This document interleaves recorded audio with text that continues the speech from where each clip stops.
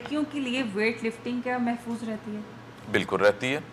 लड़कियों के लिए वेट लिफ्टिंग भी है, वो क्रॉसफिट फैट भी लॉस कर सकती हैं और उनके हार्मोन्स, उनकी जीन्स ही ऐसे हैं कि आप अक्सर देखती होंगी जो हमारे फॉरेनर्स हैं उनकी बॉडी, उनके बाइसेप्स बने हुए हैं, उनकी बॉडी पूरा पर मसल्स हैं, वो पूरी उनके आगे डाइटिशियंस होते हैं, वो प्रॉपर उसकी मेडिसिन लेती हैं, तब वो उस सर्टन स्टेज पे जाती हैं। क्योंकि मसल्स बिल्ड करने के लिए मेडिसिन जो है वो वो ज़रूरी है। वो उनके लिए, ओके।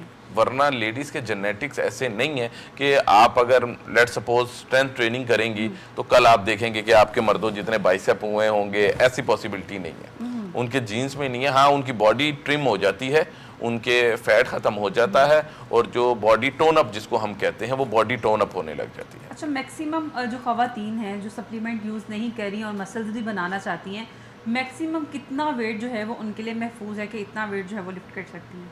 डिपेंड करता है उनके गोल्स पे, डिपेंड करता है कि वो किस तरह।